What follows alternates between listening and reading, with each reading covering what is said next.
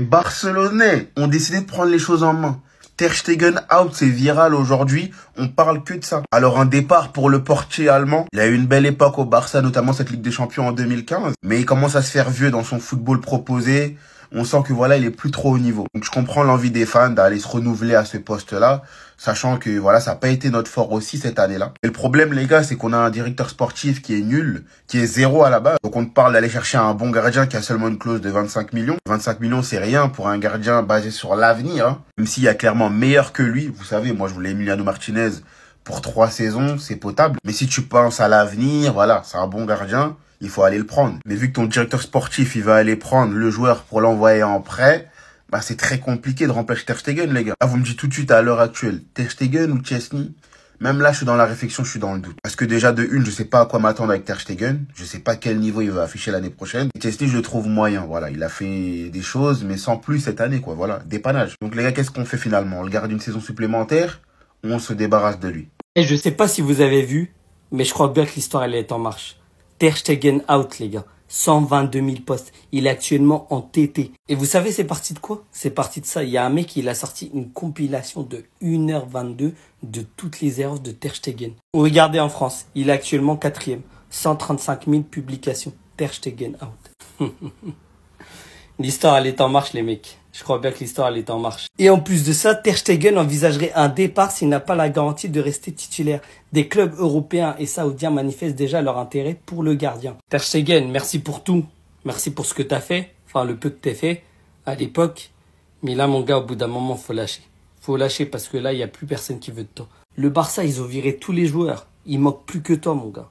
Il manque plus que toi. Donc arrête de forcer les choses et juste de toi-même pars. Parce que mon gars, là, il y a tout le monde qui veut ton départ. Tu vois pas que t'es en liste? Eh, là, c'est fini pour toi, là. Là, ta carrière au Barça, elle est terminée. On ne veut plus entendre parler de toi. Merci pour les travaux et au revoir.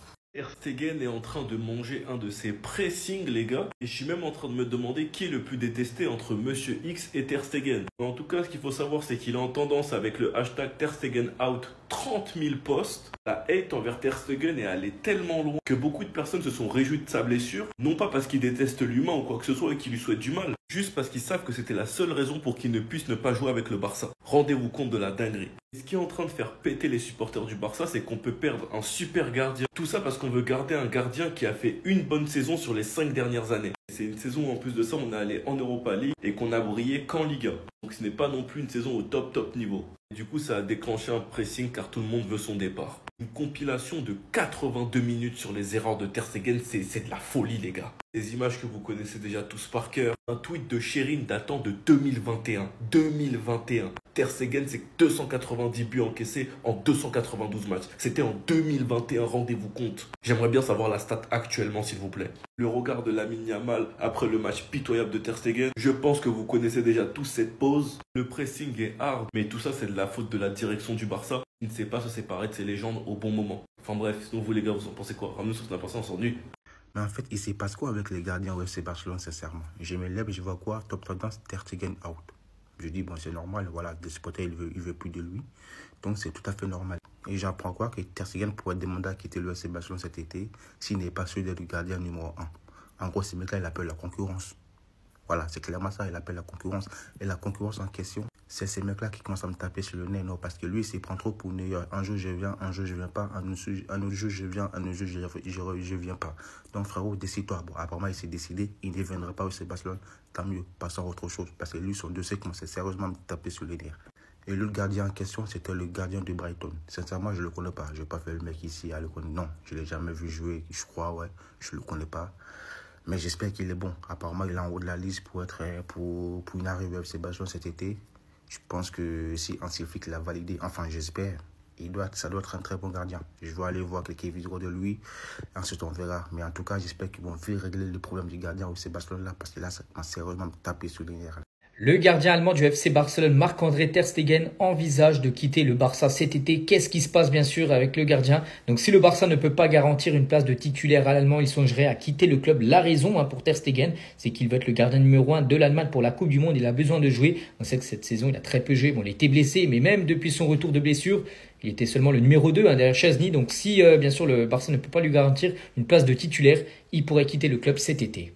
On va parler cette fois-ci de Lamine Yamal. Il a complètement choqué la légende du football, Zinedine Zidane. Donc Zidane l'a dit, à la deuxième mi-temps de Lamine Yamal contre l'Inter, je n'ai jamais vu rien de tel de ma vie. Voir quelqu'un avec un tel contrôle sur le terrain, c'est incroyable. On prend tous plaisir à le regarder jouer. Donc même Zizou, les gars, étaient choqués du niveau, bien sûr, de Lamine Yamal. Et toujours avec Lamine, donc aujourd'hui, normalement, il devrait prolonger son contrat jusqu'en 2031 au club. Le renouvellement du contrat de Lamine Yamal est terminé. Il prolongera jusqu'en 2031 aujourd'hui, donc ce mardi. La rencontre avec Jorge Mendes a été décisive. Donc voilà, ça peut intervenir à tout moment, l'officialisation. Et on finit les gars avec Rafinha. On le félicite, pourquoi? Parce qu'il figure dans la liste des joueurs brésiliens appelés par le nouveau sélectionneur Ancelotti pour les 2 prochains matchs du Brésil. Pourquoi Lamine Yamal est un candidat très crédible au Ballon d'Or? Je vais vous le dire tout de suite. Parce que j'entends beaucoup de personnes nous dire que non, c'est de la culture de l'instant, c'est pas mérité sur la saison, blablabli, blablabla. Alors bien sûr que si le PSG remporte la Ligue des Champions, Ousmane Dembélé sera le prétendant numéro 1 favori et ce sera totalement mérité. Mais si aujourd'hui, Lamine Yamal est un des favoris pour le Ballon d'Or, c'est totalement normal et personne ne peut crier au scandale. Parce que Lamine Yamal, dans un premier temps, il a 17 ans. Et la saison qu'il fait à 17 ans, que ce soit dans les stats ou également pour ceux qui regardent le match, en termes de frissons garantis aux téléspectateurs et aux fans de football, il n'y a personne qui l'a fait, même les plus grands de ce sport. Vous lui reprochez les stats? D'accord. Qui, à 17 ans, avait plus de 40 goals assists sur une saison complète? Qui? Sortez-moi les noms, je veux voir. Allez, donnez-les-moi. Il n'y en a pas. Parce que n'oubliez pas que Lamine Yamal a 17 ans, dans une équipe où Lewandowski et Rafinha marquent je ne sais combien de buts, le mec te sort une saison à 19 buts et 22 passes décisives. Et après, au-delà des stats, ce qui est important aussi pour un ailier, c'est de faire des différences. Et celui qui en fait le plus, qui te garantit le plus de frissons en tant que fan de football sur un terrain cette saison, c'est Lamine Yamal. Alors oui, il manquera la Ligue des Champions, qui est en général le critère majeur pour désigner un Ballon d'Or. Mais dans cette Ligue des Champions, dans le match où le Barça s'est fait éliminer, cette demi-finale qui restera d'ailleurs une des plus légendaires de l'histoire de cette compétition, sur l'aller et sur le retour, il a montré que c'était le meilleur joueur du monde. Et le tout, alors qu'il n'est même pas majeur, était obligé de le prendre en compte.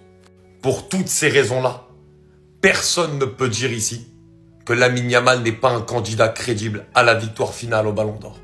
Lamine Yamal fait encore parler de lui alors que la demi-finale c'était il y a pas de longtemps. Quand je vous dis qu'il a marqué les esprits, Zinedine Zidane, la deuxième mi-temps de Lamine Yamal contre l'Inter, je n'ai jamais vu ça de ma vie. Mais je préfère écouter les petits cons sur Twitter et TikTok qui m'expliquent que Lamine Yamal est surcoté et qu'on en fait trop parce qu'il a 17 ans. Zinedine Zidane, je n'ai jamais vu ça de ma vie. Et il a aussi rajouté, voir quelqu'un faire ce qu'il fait si bien sur le terrain est tout simplement incroyable. Nous aimons tous le regarder jouer. Le traitement que subit Lamine Yamal uniquement parce qu'il joue dans un des clubs les plus détestés d'Europe, c'est tellement triste quand je vois des gens avoir un agenda envers lui, décrédibiliser sa saison et parler de lui comme s'il a commencé à être fort uniquement à partir des demi-finales de Ligue des Champions. Ça me fait gaulerie les gars. Beaucoup de personnes banalisent sa saison uniquement pour leur propre intérêt, mais 3 titres et plus de 42 GA en étant hyper bon dans le jeu, en étant le meilleur passeur, avec des passes dingues et les buts qu'il met c'est quasiment que des bangers, dans des moments hyper importants de la saison du Barça ou même de la sélection, il faut être un grand malade pour décrédibiliser la saison de Lamine Yamal. Sinon vous les gars, vous en pensez quoi? À mesure que ça passe, on s'ennuie. Écoutez-moi attentivement. Sachez qu'après ce que Zinedine Zidane il vient de dire, je ne débat plus jamais avec un Parisien concernant le Ballon d'Or. La deuxième mi-temps de Lamine Yamal contre l'Inter, j'ai jamais vu ça de ma vie. Zinedine Zidane en personne qui vient affirmer qu'il n'a jamais vu ça. Il y a eu Messi, CR7, Ronaldinho, Ronaldo. Il a joué dans toutes les époques. Il a jamais vu ça. Tellement de légendes qui ont encensé Lamine Yamal, mais ça disait que c'était des légendes du Barça. C'est une légende du Barça, Zidane? Est-ce que c'est une légende du Barça? Meilleur dribbleur sur une saison en Liga, personne ne fait mieux à part Lionel Messi. Et aujourd'hui, quand ça vient le propagande des Ballons d'Or, ça me raconte comme quoi il n'est pas été jusqu'en finale de Ligue des Champions. Individuellement, cette saison, personne s'assoit à la table de Lamine Yamal. Rafinha est mon Ballon d'Or. Mais Lamine Yamal, individuellement, c'est le meilleur joueur de la saison. Je suis pas ouvert au débat, je vous regarde même pas. Zinedine Zidane qui dit ouvertement, qu'il a jamais vu ça de sa vie. Et vous me racontez votre vie, Dembélé, machin. Dégagez là-bas, là. Bah, attendez, on a eu le droit à quelques infos. Breaking, Lamine Yamal va prolonger demain jusqu'en 2031. Sans aucun doute, c'est la prolongation la plus attendue côté Barça. Ça fait depuis des mois que ça en parle. Et demain, dans la journée, officiellement, cette histoire sera terminée. On a appris également que Deco a fait un travail important dans la rénovation de Lamine Yamal. Et sur ce point-là, chapeau à lui. Lors des derniers mois, c'est vrai qu'il a prolongé quand même pas mal de joueurs. Et au niveau du mercato, je l'attends aussi. Ansu Fati va être prêté avec option d'achat à l'AS Monaco. Le joueur a déjà récupéré ses affaires au centre d'entraînement. Une annonce sera faite demain. Comme évoqué lors des derniers jours, Ansu Fati ira bel et bien à Monaco, et d'après les rumeurs, ça devrait être officiel dans les prochaines heures. Des doutes planent au sein du club, sujet de Ter Stegen en raison de sa blessure et de son âge. Et en plus de ça, comme je l'évoquais hier, Chesney hésite encore à accepter l'offre de renouvellement. Johan Garcia, faut le ramener à Barcelone, mais vite. Aujourd'hui, j'ai entendu des rumeurs comme quoi le Barça voulait le signer, pour ensuite l'envoyer en prêt. Je sais pas qui a eu l'idée, même si en vrai j'ai une petite idée, mais tranquille. Je te pardonne, mais ramène-le vite à Barcelone. L'Atlético Madrid accélère ses efforts pour signer Clément Lenglet. Il s'efforce d'offrir à Barcelone un prêt d'1 an, ou d'attendre que l'Anglais résilie son contrat avec Barcelone. L'Anglais, comment il date. Jusqu'à j'avais oublié qu'il était encore lié au Barça. L'Atlético, s'il vous plaît, envoyez les sous. Comme ça, derrière, il est à vous et on n'en reparle plus.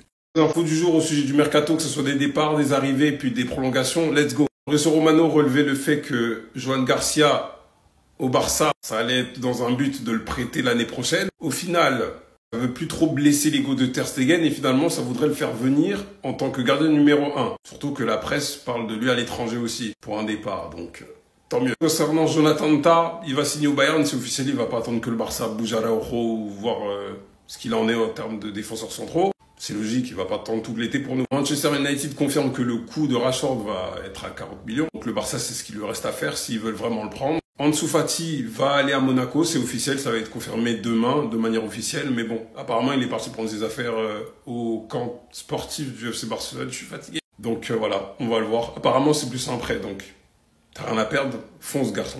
Lamine Yamal, sa prolongation, voici ce qu'il en est. Voilà. Il va pas être le joueur le mieux payé de l'effectif, mais il aura des bonus qui vont lui rapporter beaucoup en cas de bonne performance, ce qui sera très souvent le cas. Voilà, je vous invite à mettre pause juste là. Clément Lenglet, ça s'accélère. En plus, il a marqué ce week-end. Merci pour la cote à 5. Donc, 1 an de prêt supplémentaire et résilier le contrat avec le Barça et transfert gratuit, mais on se fait couiller dans l'histoire. Et puis, en termes de revenus, on est gagnant. Pourquoi? Parce que on va passer de 40 millions à 122 millions par an avec Nike. Normalement, tout va bien. Hein. Donc, bref, j'espère que l'argent va rentrer, qu'il y aura des vrais départs. Et ça va vraiment bouger pour de vrai.